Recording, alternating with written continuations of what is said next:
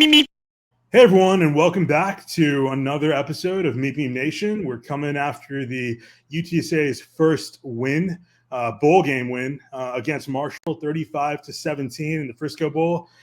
Darrien, thanks for joining us. Darrien, Starling, correct me if I'm pronouncing that wrong. Former cornerback at UTSA, part of the founding class in 2011. How are you doing, man?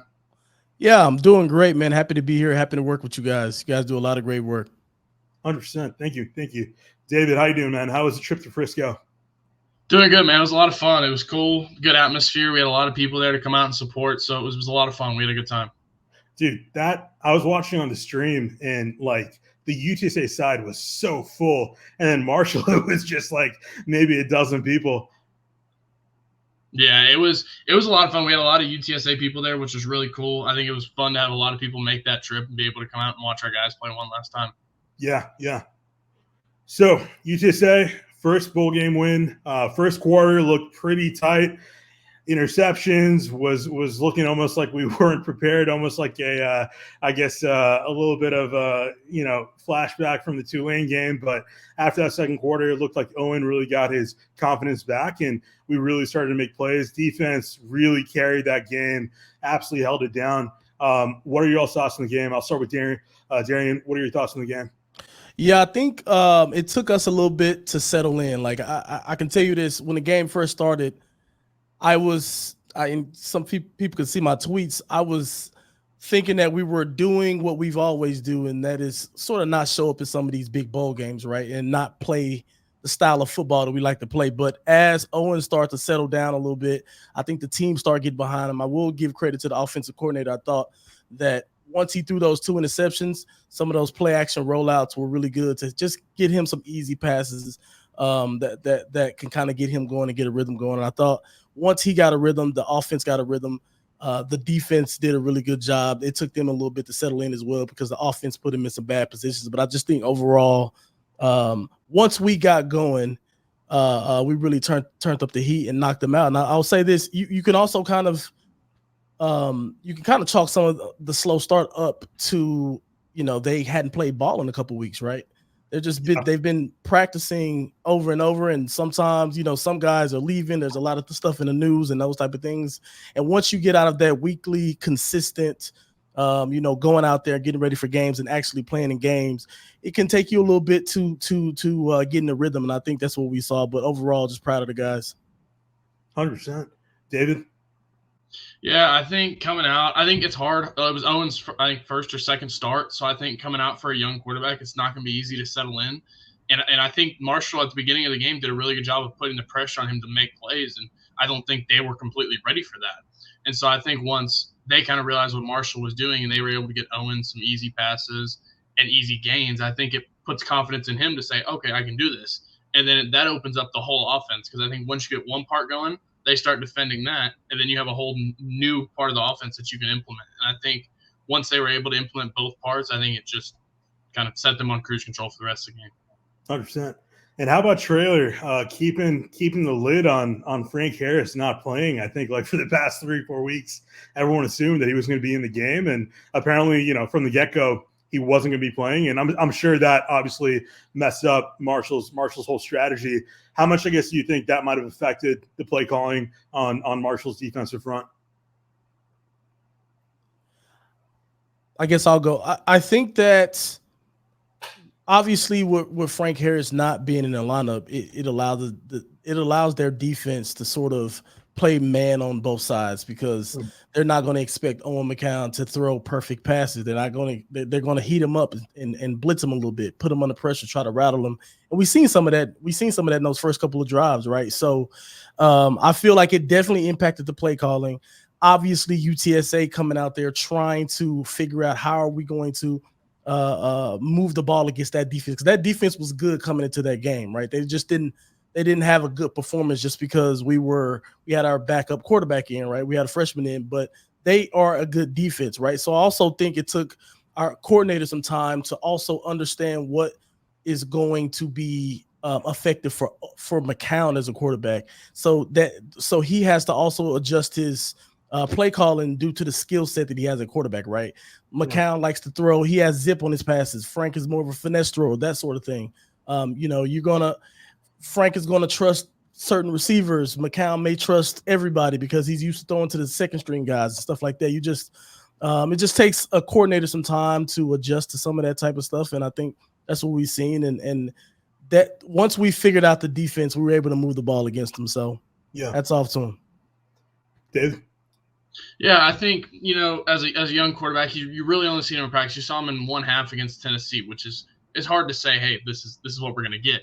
I think you got to find his identity because, like you said, Frank had his identity of what he liked to do. And I think as a young quarterback, nobody really knows what you're going to get from a game time experience. And so I think once they realize, hey, okay, we can do this, we can't do this with him, I think that really helped the coordinators call plays that were going to help him out versus just let's throw the same plays that we would use with Frank. And I don't, because you don't think that's not going to work because they're two different quarterbacks and they're going to have two different play styles. And so I think it took them a minute to find out what kind of his identity was, but now that they found it, I think it'll help them. Not only it helped them in this bowl game, but it's going to help them in the beginning of next year and ready to prepare for his first start. Yeah, 100%. And that's one of the things that I think we hit on, early on in a few of our podcasts was just trying to get Owen that playing time. And I think this was really like, I guess, a come to moment for him where he had an actual full game against not an SEC team to, kind of prove himself. And, after that second quarter, it definitely seemed like he got a lot of confidence. One of the things that I was worried about, with losing Frank was that kind of dual threat of Frank. We know he's able to run. He's able to find, those gaps. And Owen seemed to do, a pretty good job after that into that second half where he was able to start running as well. And so looks really promising. Obviously, Marburger is still on our retinue. And I think, Traylor has talked about looking for a veteran QB on his last interview. I think yesterday or the day before, he was saying that, that's one of his focuses is trying to find, I guess, a veteran. I'm not sure if his plan is to have that guy start. My assumption is really to have somebody on the back end in case somebody gets injured. I guess, Darrien, what are your views on how the QB battle is going to play out going into next year?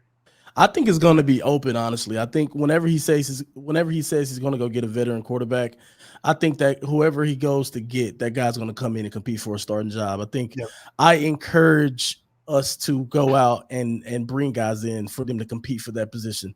Although we've seen some really good flashes from McCown this year, I'm not sold that he's going to be the guy to take us to the promised land just yet. I think he has shown some flashes. He's a young quarterback. We still have to see that. And for me, what I look at is if he can go into the offseason and go into camp next year and he can come out and win a tough quarterback battle, that will show me and inform me that, whatever he's done in preparation, what he's been doing in camp, he's been able to separate himself from other good talent. Excuse me. So I hope that happens. I want them to bring someone in just so it can be a bigger push. He's used to battling with Eddie Lee Marburger already. So he probably has a good idea of how to win that battle. What happens when we bring some new guys in with different skill sets that brings more to the table? What are you going to do then? Are you still going to rise to the top? And if he can rise to that occasion, he'll be our next quarterback. But I definitely want to see him pushed a bit. Right. David? Yeah, I think like you say, I think you're as strong as your weakest link. So, I mean, even if it is McCown that gets the job, but he brings somebody in, that means he's going to have to beat that guy, and he's going to have to rise to the level of his competition. And so I think even if they bring in a guy that's not going to start, I think it's going to make Owen McCown work harder, and he's going to win that starting job versus it's just like, oh, yeah, it's just given to him because there's nobody behind him. I think you make him better by adding people behind him that push him to be better. And if he doesn't get better, he's going to lose that job. And I know he doesn't want that, so I think he's going to work harder to be better and beat that guy, whoever comes in. Yeah, 100%. Owen, obviously, or whoever's the QB, losing a few weapons. Joshua Cephas was named the offensive MVP. He has 7 passes, 102 yards in the game. He's leaving. Tykeogo Kellogg, obviously a little bit of deterioration on that offensive front, but we're getting Clark back next year. And so there's a lot of plus there. And then with the recent pickup, UTSA's highest recruit ever, Jonah Miller, offensive tackle, 4 stars on Rivals. Looks like we're already starting to build that. How do you see, I guess, whoever's going to be the QB, I guess, changing their strategy going to next season? Is it going to be more of the same, what you think is going on right now? Or do you think we're going to have to make some big changes And Darrien, I'll start with you. Yeah, I think we're gonna have to make some changes. I'll tell you one thing. One thing that concerned me all season was the only person who was consistently able to get open was Joshua Cephas. He's been a top receiver for years at this point, and he was able to consistently beat man coverage and consistently find spots in the zones for him to get open and be a target for Frank or whoever's throwing him the ball, right? I didn't see that from a lot of other guys who were younger, right? Takiogo Kellogg, who's leaving, we were able to stretch the field with him and had a lot of success there. Devin McEwen did show up. And as the season progressed, he was a big player for us. And I think he's a young guy that I'm going to expect a lot from him next year. He's going to have to do a lot next year. But I want to see how we re-up at receiver, because I don't think we were as strong as we typically have been at receiver. And I think that's going to be huge. So that, to me, is going to inform how our team and how our quarterback and how our offense is going to run. Do we have guys on the outside that's going to be able to beat man coverage? Or are we going to have to rely on our running back committee to be able to pick up the slack if we can't move the ball or if we struggle in the pass game? Those are going to be real key things that I'm going to be watching out for in the spring. I'm going to be watching out for who we're bringing in terms of transfer portal and who we sign. That receiver spot is a hot spot for me. If we don't re-up there, based on the way Traylor likes to run his offense, we could be in a world of trouble offensively. So that receiver spot's a big one. 100%. I think the good thing is I was looking at the 24/7 stuff. I think we have two transfers coming in that are receivers, one from TCU and one from Tech. So they're both going to be solid additions to this team. And like you said, I think McEwen's going to be a big part of this because he knows how this offense is ran. So I think he's going to have to be the guy that kind of shows up. And I think even though he's young, he knows he played all this year. He knows the offense, and he knows what Traylor's expecting out of this offense. And I think all year, even the last few years, the passing game has been a big part of UTSA's offense. And so I think if they don't have that, like you said, I think they're going to be in a lot of trouble. But I think they're making the right steps in order to have the same receiving core that they had before. Yeah, definitely. UTSA obviously coming into this year, losing Will Stein to Oregon, probably the biggest loss we had when it comes to just player personnel. Burke, people had questions about him early in the season. Obviously, not a very favorable schedule, but definitely seemed to figure things out as we progress going towards the bowl game. Maybe some hiccups during the Tulane game, but I guess going into the next season, if you were the offensive coordinator, what changes do you think need to be made for us to be, I guess, more competitive and maybe have a better chance at competing at a championship level? I personally think that. So I think Burke got better throughout the season, but I and I've said this on my podcast, I feel like every single game there is a few play calls that are just head scratchers. Yeah. We have to eliminate those because as we play some of these bigger teams, we can't make these mistakes and we can't waste possessions on weird play calls that you just throw out there in weird positions, right? So that's one thing that I think him as an offensive coordinator needs to clean up. And obviously when they go back and evaluate how they did this season, I'm sure they'll clean some of those things up. But I think overall it's going to be about figuring out, we've been in sort of the same, I guess, pattern over the last couple of years because we've had Frank and we've had sort of the same guys for the last 3 years. And we can sort of get complacent, or not. Complacent is not the word I'm looking for, but we can sort of get in a position where we know what works. Well, now you have a completely different skill set with completely different players operating the offense.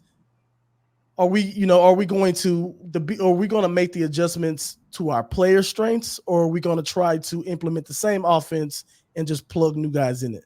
I think we're going to have to figure out what that looks like. To determine what we're going to be able to do offensively in terms of improving. Dave?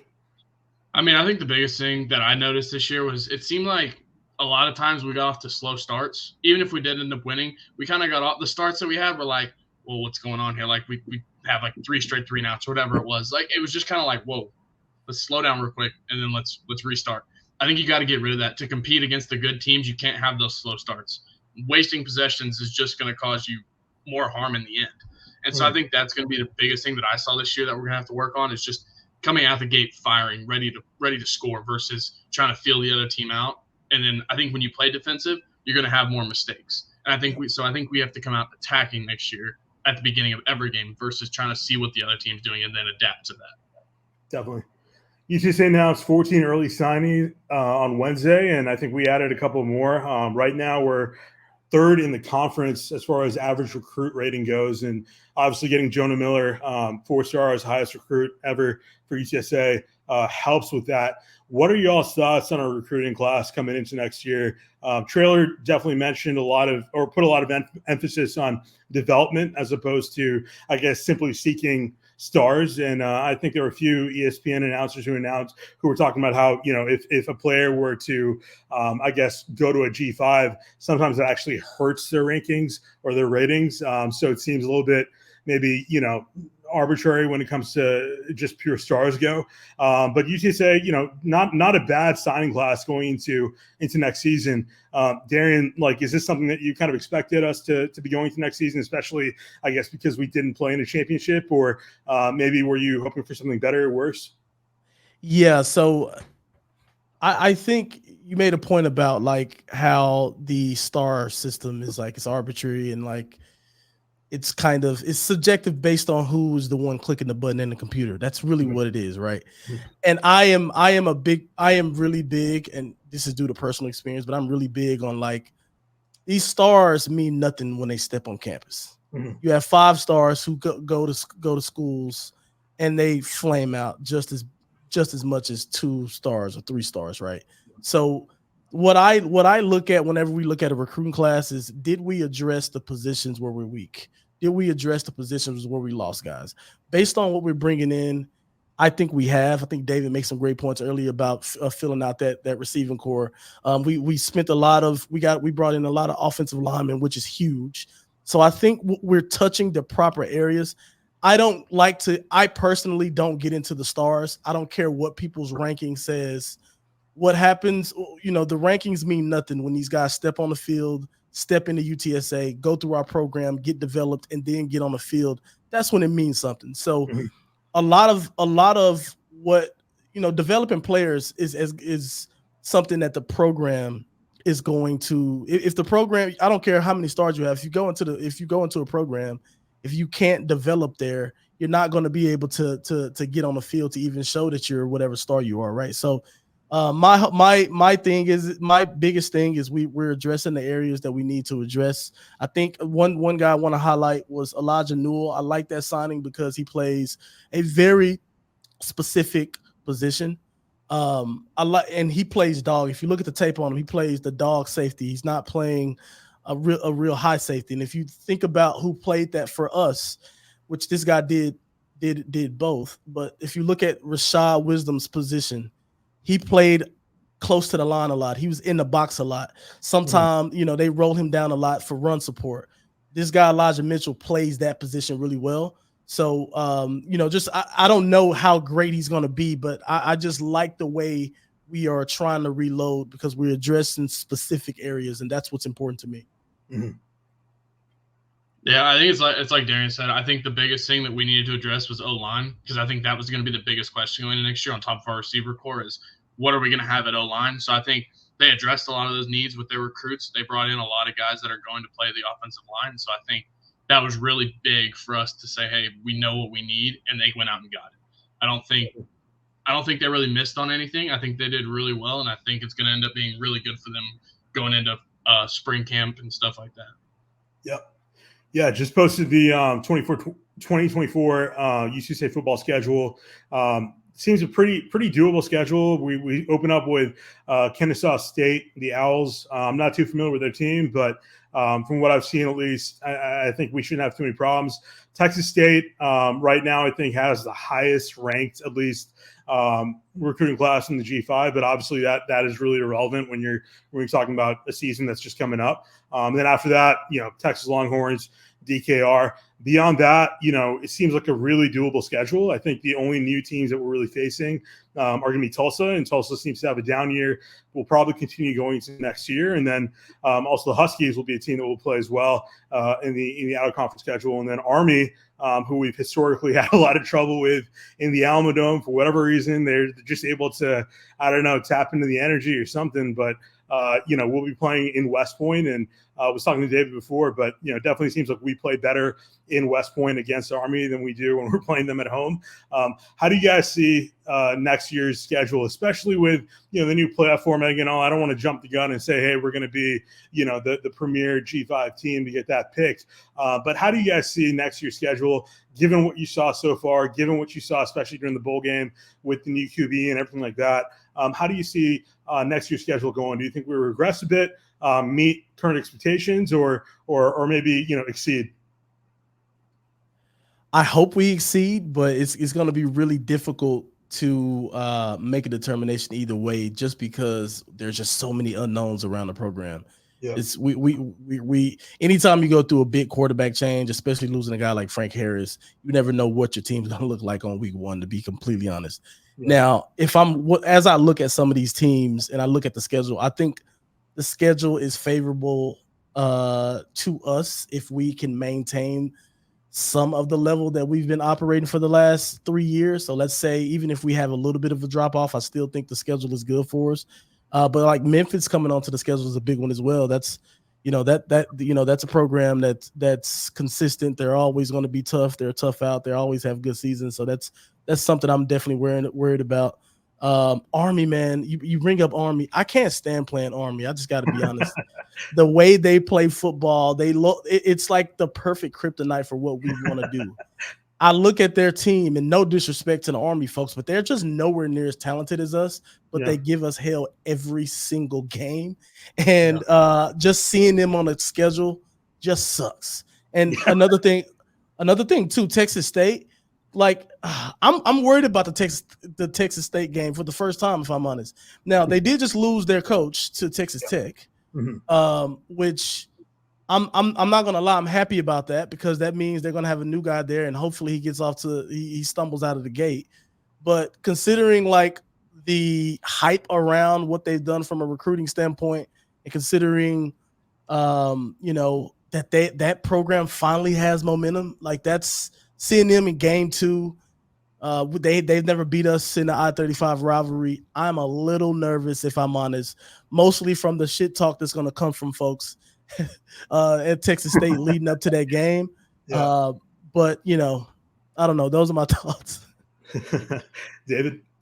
Yeah, I mean, looking at the schedule, I think it's like you said, it's favorable for us. We're not playing Tulane next year, which is a big one. Especially, I think with the new system and everything like that, all the new guys that are going to end up coming in, I think it looks good for us. Like you said, I think Memphis is the only game I saw in there where I'm like, hey, this is a new one, and I think they're never a pushover team. So I think that's going to be one of the big ones that, like, coming into next year, that they're going to have circled on their schedule.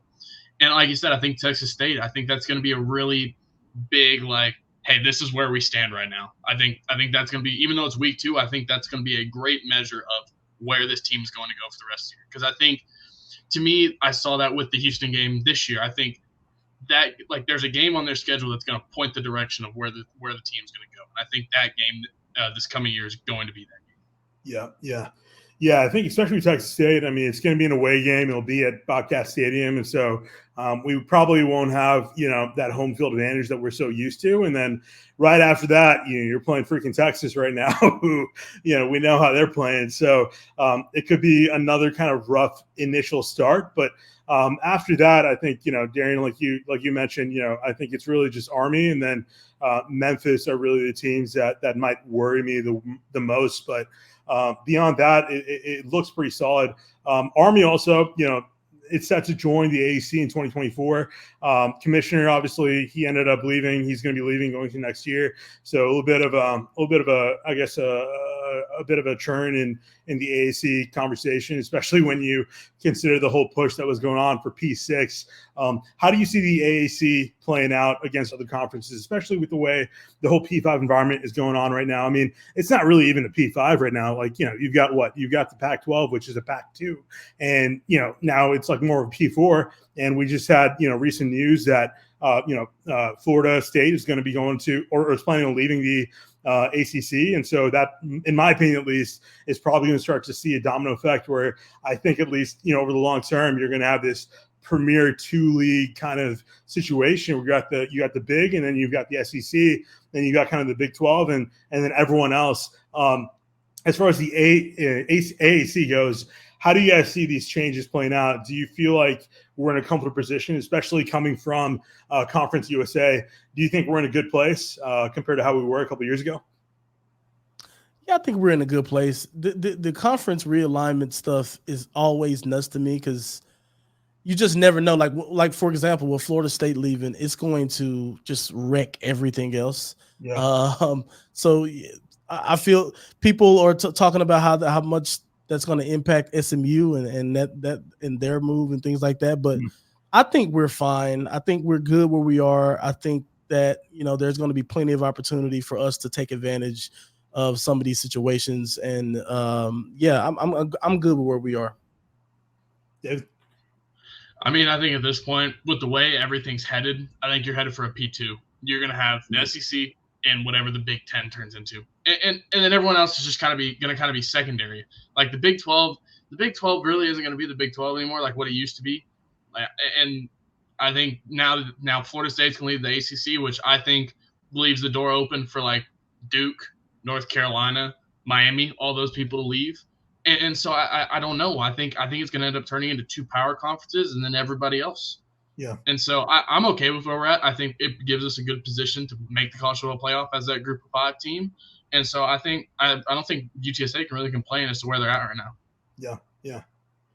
How have you guys felt, I guess, about all the stuff that's been going on within UTSA? I know, Coach has been talking a lot, getting that indoor practice facility. I know we've had donors step up, which is really great, especially in San Antonio. We've had guys come in and donate $1 million here, $1 million there. But obviously to compete on the level now that things are going, especially with NIL, what does UTSA need to do to stay competitive? I think right now, at least, we've been really fortunate not to have a whole lot of attrition. I mean, you look at teams like UNT right now that are absolutely getting, just wrecked with people leaving. I mean, UNT, I don't even know if they have an offensive right now compared to where they started. UTSA seems to be holding their own right now, but we definitely need to be, I guess, keeping up to a certain level in order to stay competitive, especially with the new playoff environment.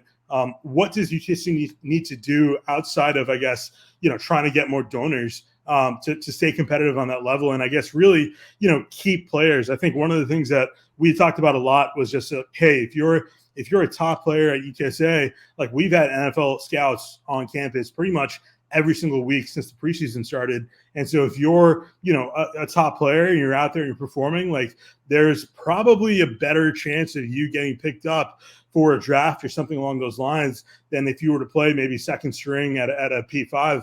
I guess what would y'all's thoughts be on how UTSA can maneuver the new environment going into next year? Yeah, I think there's a lot of meat to that bone, if I'm being completely honest. So I can start in a lot of different places, but I guess I'll go here. I think it's us being in this environment, we're going to have to make ourselves an attractive school for probably guys who it didn't work out in the P5 or the maybe future P2 or whatever. And we got to make UTSA a spot, a good definitions to keep their dream alive, right? I think that's something that's going to be important to do. Listen, I think overall, obviously, money is going to play a big factor in a lot of this stuff. We're going to lose our top players. That's just what's going to happen. Like, I hate that that's the reality, but we've seen it with Zachary Franklin. We're now seeing it with Trey Moore.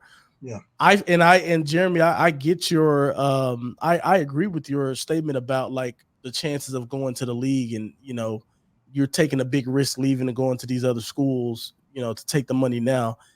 But that is that's you operating with logic, but those guys are getting thrown hundreds of $1,000s in their face. Yeah. And the logic changes immediately, right? So, and they're probably being promised that they're going to play, right? I'm sure that whoever is going to, Trey Moore is going to play wherever he goes. He can play anywhere in the country. He's that good. Mm-hmm. But wherever he goes, they're probably telling him, oh, you're coming right in and you're going to walk right into the starting lineup. Yeah. That's at least what they're selling them. Mm-hmm. And we're going to get you paid. Yeah. Honestly, you kind of can't blame them. So I just think we're going to have to carve our path and steadily grow the donor base. I think we got to do more in terms of getting people involved and getting the city behind UTSA. Coach Traylor is building and has built, in my opinion, a winning culture. Mm-hmm. If you look at the last 3 years, we had 2 consecutive Conference USA titles. This year, we had a 9-4 season with our first bowl victory in program history. Mm-hmm. That is huge. Yeah, that is huge. So whenever you look at that, that is a culture that, those guys and the triangle and all the traditions that they're starting to build at that program. We have to get the city involved. Yeah. We have to get folks involved.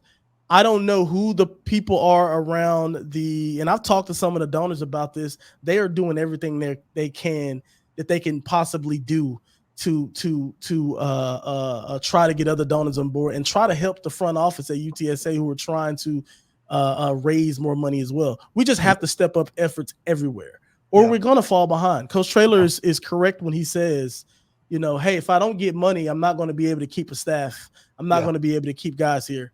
I don't know. There's someone at the program that has the job to fundraise.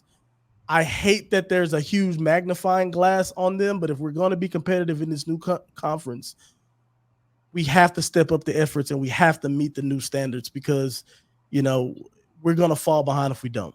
Mm-hmm. Mm-hmm. David?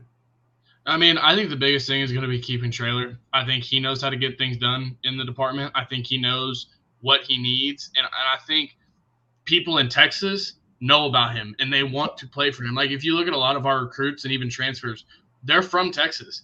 And so everyone that knows football in Texas knows about Coach Traylor. And so I think he's a guy that people want to come play for. And so I think the biggest thing, money's going to be a big deal. And I think it's going to continue to be a big deal for the foreseeable future. But I think keeping a guy like that around is going to be huge because people want to play for him and they see that he wins where he goes.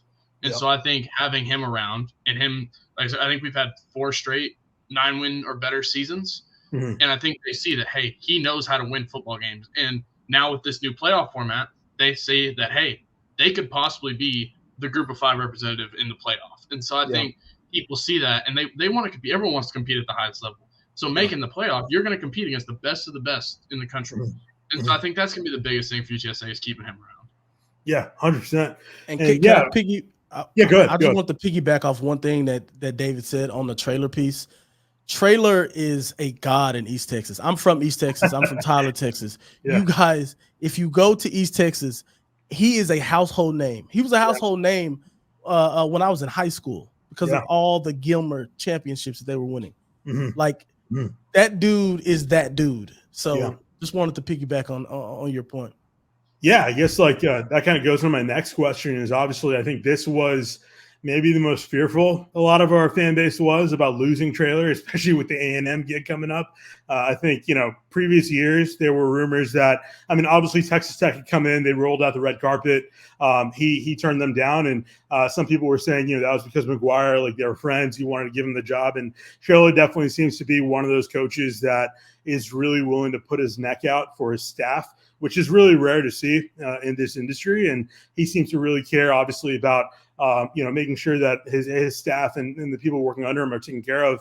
But as far as losing him to a P5 team, Texas and A&M were always the 2 teams that I was like, man, if those guys come calling, I can't blame him if he leaves because, I mean, like you said, Darrien, like his whole legendary status, it's built in Texas. And so if you're a team in Texas and you're recruiting from Texas, he is an incredible asset to have. And so thankfully, we were able to dodge a bullet and not have him end up going to A&M. And whether that was because of, losing to Tulane or losing maybe earlier on in some of our games, who can say? But going to next year, hypothetically, if we were to perform really well, maybe, be a 1 or 2 loss team, do you guys see Traylor staying? Do you think he stays, ends up building? And if he doesn't, I guess who would be on your short list as far as guys we've got to reach out to immediately? For me, Will Stein would be probably right up there at the top. I think he's a guy who obviously has history with UTSA. He's a guy who regardless of whether he ends up, coaching UTSA if Traylor leaves or coaching another team, within the next 3 or 4 years, I think he's going to be a head coach. I mean, the guy is that much of a genius. If you look at Oregon and you look at just the spreads that those guys were scoring on the offense, it's like unbelievable. There's not really any other teams that you can compare them to.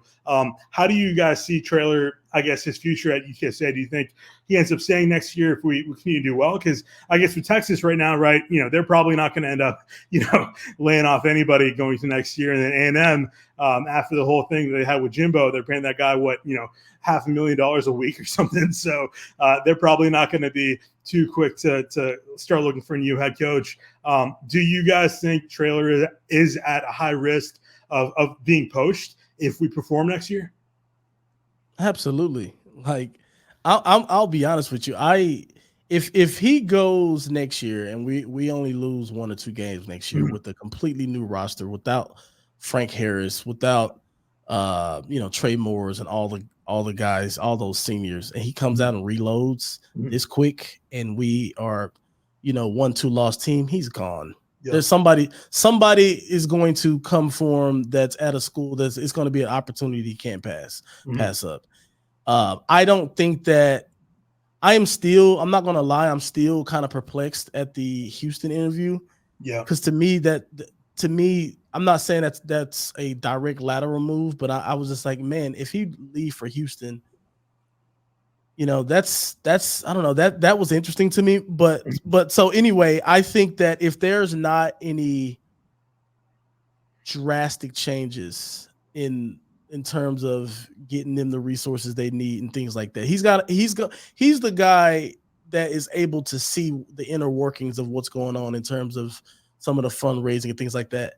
And I think that it's always been interesting to me that he is very vocal when he speaks to the media about we don't have enough resources, we don't have enough this, we don't have enough that. And to me, that is sort of calling out the folks who are responsible for getting him what he needs. Yeah. And it's kind of passive aggressive if you really look at it, right?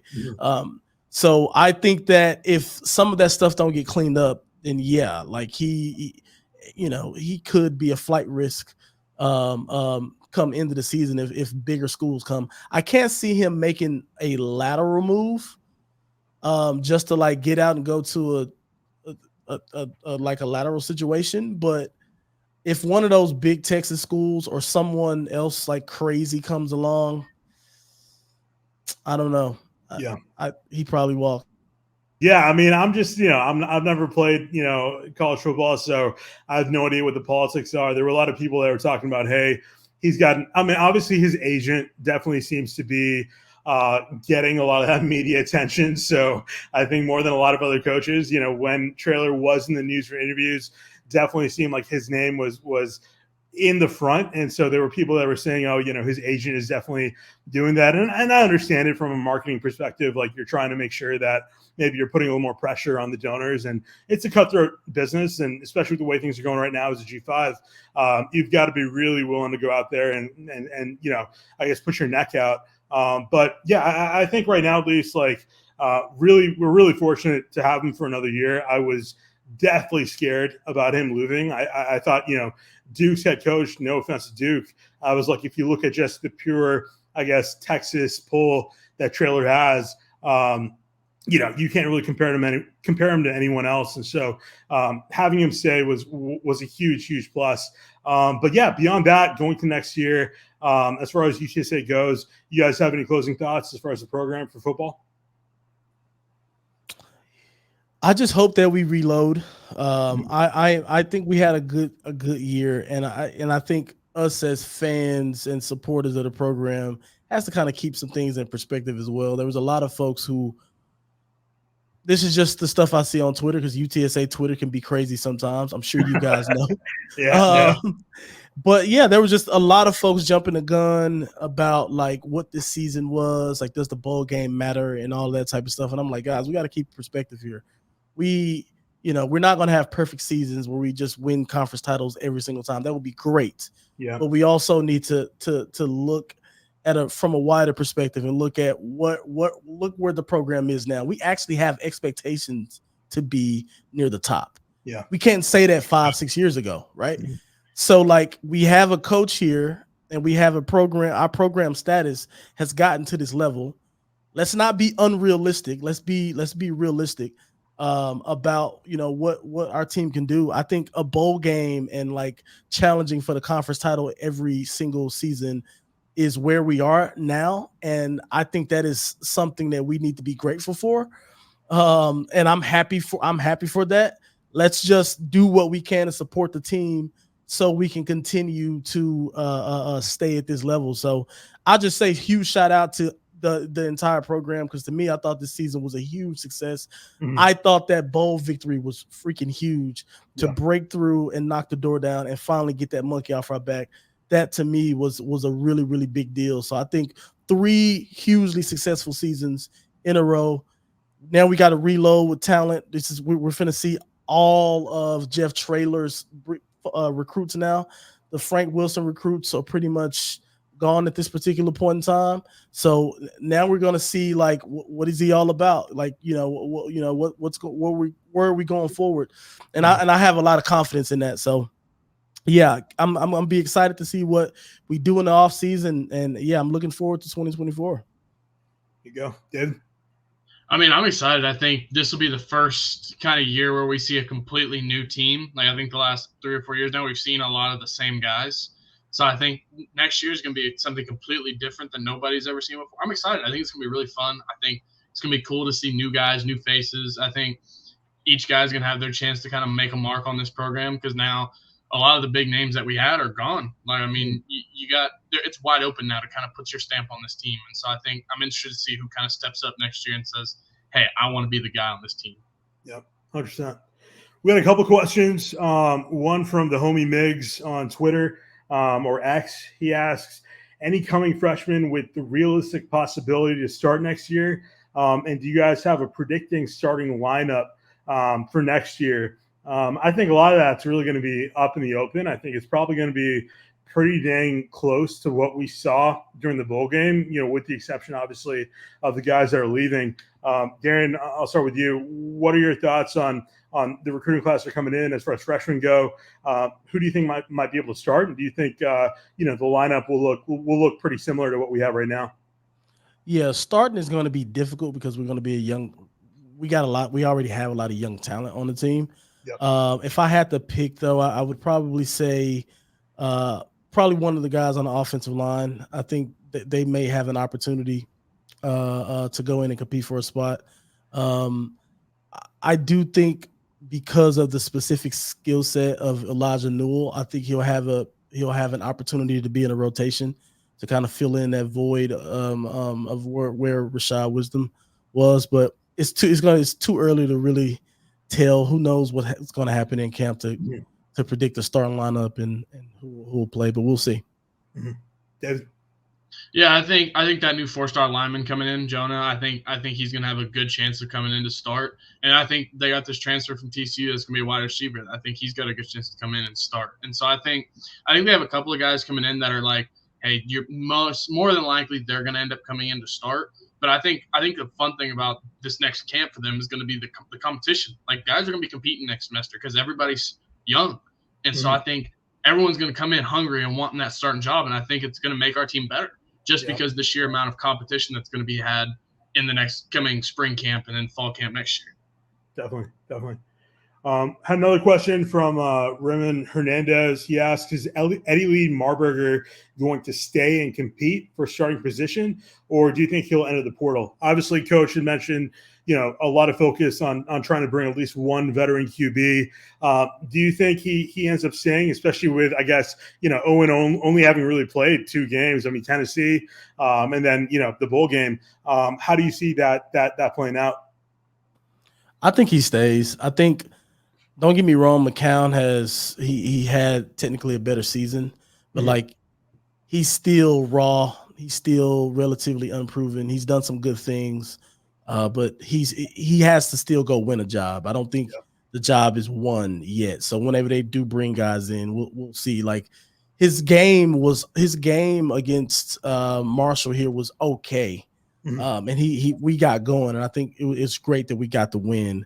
But I didn't see surefire next year's starter there. So I think Eddie Lee is probably looking. He's in practice with everyone, so he's probably confident in his abilities that he can go in, make some improvements and some adjustments to be someone who's going to compete for a job. So I think he stays.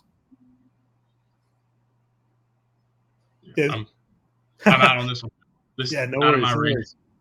Gotcha. Yeah, I agree completely. I think right now, at least Owen just doesn't have enough play time to really, set things out. It definitely seems that, especially after the Tennessee game, that he is the favored individual to at least start the games. But I think that battle is definitely more than open. And when you look at the schedule, outside of Kennesaw State, you got Texas State, you got Texas.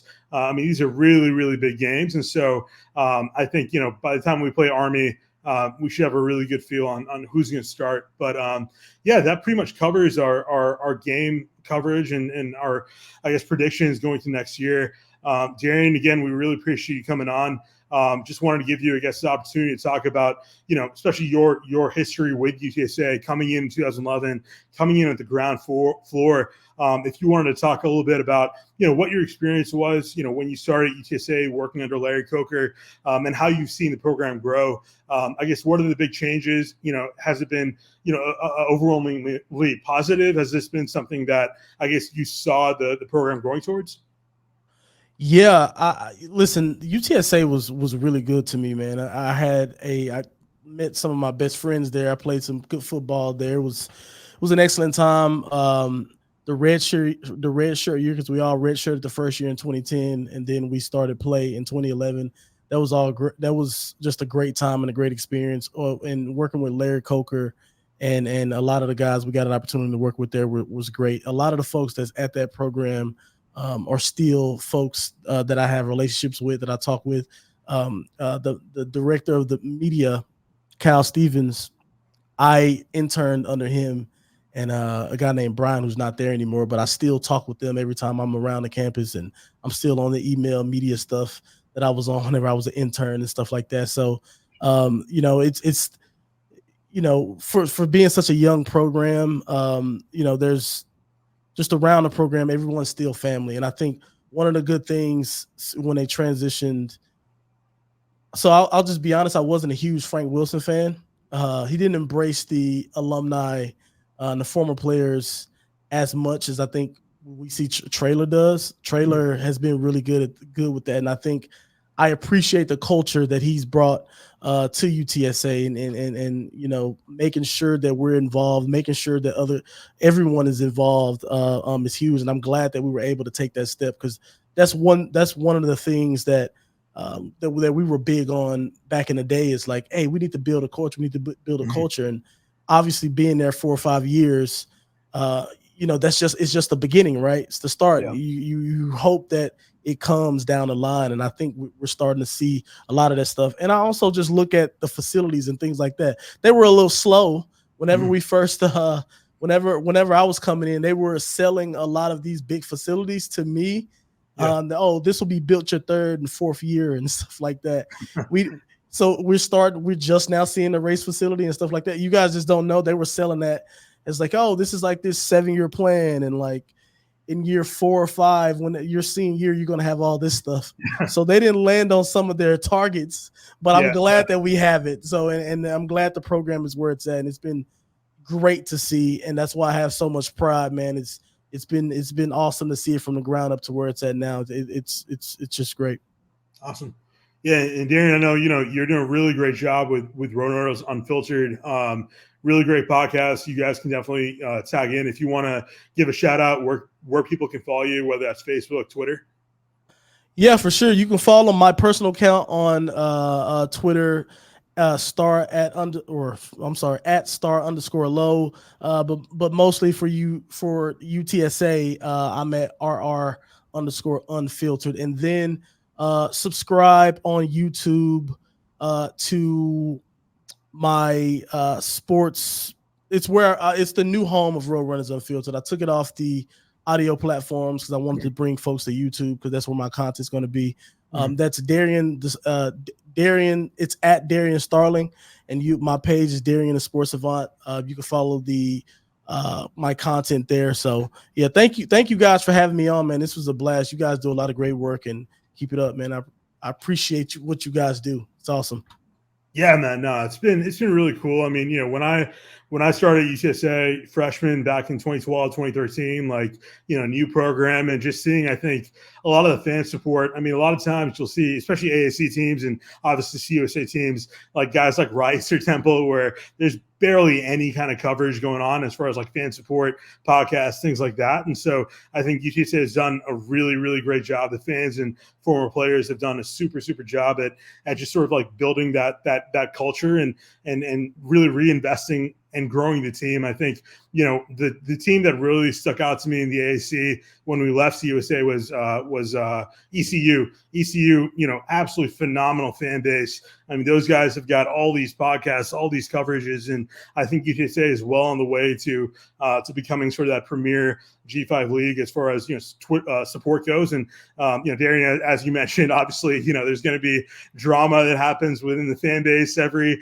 few weeks, and I think at the end of the day, that's sort of the sign of a healthy team, a healthy program. Because the worst thing I think that can happen to a football program, especially if you're a G5, is apathy, where you just have a team that doesn't really care anymore. Fans don't really care anymore. They're just kind of falling in.